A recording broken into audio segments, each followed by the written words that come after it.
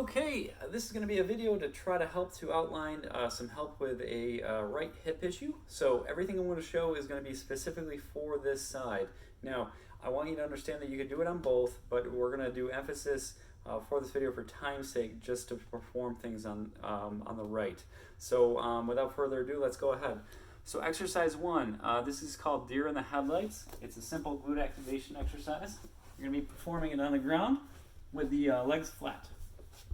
So what you're going to do is get your hand one under each one of your glutes, and we're going to try to isolate activation specifically in the glutes. So I'm going to try to think about using my gluteal muscles to push my hip upwards. So if you noticed, my right hip is kind of elevating off the floor, and you don't notice a press through my heel or a press through my hamstring. It's just an isolated activation on this right side.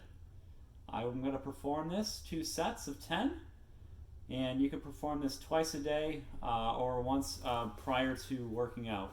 And that's going to be true for every single exercise. So twice a day or once before working out.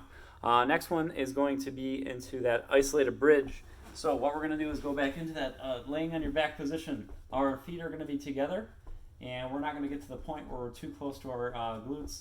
So we want to go about a foot and a half away with our feet. From there, we're going to go into that hip pivot, so we arch our back. Then we're going to hip pivot, so we flatten our back.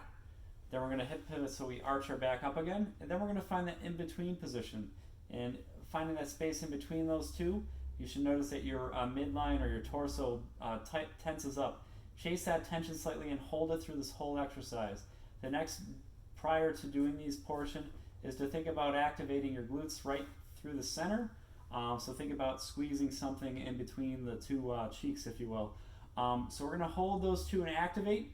Now, as we're holding those, we're going to drive up, and you should recognize a lot more activation specifically in the gluteal region. You're going to get some hamstring tension, but for the most part, you should feel most of that tension in the glutes. You're going to hold that stiffness through here and try to hold that midline tension in the gluteals as you're performing this. I do 10 repetitions, take a break, and then do a second set if time permitting. On the top, you can hold for about 3 seconds, but you don't need to hold for too long. The next thing we're going to run into is what's called a bird dog, and we're going to specifically do it just for the lower extremity. So I'm going to show you on both sides because it's going to be good for the right to perform on both. So what we're going to do is we're going to do that hip pivot thing again to arch our back as far as we can, dropping our stomach to the ground. Then we're going to pivot so we round our back up. And then we're going to pivot back down to that full arch. And then we're going to find that in-between position, finding that tension through the middle of our gut again. From there, what I'm going to do is I'm going to push my heel backwards towards the wall. And if you notice, my back stays relatively stiff. The other thing I'm focusing on this bottom side leg is I'm making sure that that side of my leg is kind of pushing inwards. So my body stays pretty straight. And if I show you from the back, from the front side, you're going to notice my hips don't move like from side to side either.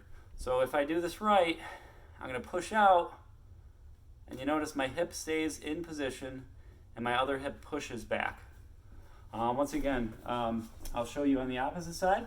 So we'll do the arch, round, arch, and then we're going to push that heel back, and notice how my hip stays in position.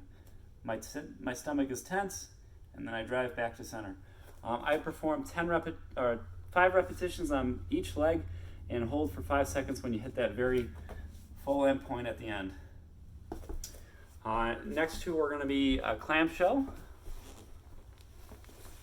So simply going to bring our knees up, laying on our side. To affect the right leg, we're simply just going to raise up towards the ceiling. You could put a band around the top side of your knees and just rotate upwards. I perform 10 reps, 2 sets if time permitting. Then alternatively, we're going to pin our knee down and perform reverse clamshells. So that heel is going to drive up towards the ceiling. And once again, you can do 10 repetitions, 2 sets. If you really want to use the band for this one, I suggest not starting with it. You can wrap it around the bottom side of your knee, so just under your knee on your legs. And I think that is it. The only other thing that we want to, actually we have one more, which is a hip cross. So using the right leg if we want to, we're going to keep our pelvis pinned down on the floor. We're going to bring our leg up and we're going to bend it and try to bring that knee as far to the ground as possible while keeping our pelvis locked onto the floor. From there, what we're going to do is go across our foot, our opposite foot, and bring our and turn our toe away from that other foot. So if I come back up, I'll show you from the front side. So I am keeping my pelvis pinned down. I'm bringing my leg out, keeping my pelvis pinned as far as I can, trying to activate my glutes to get a little bit more hike.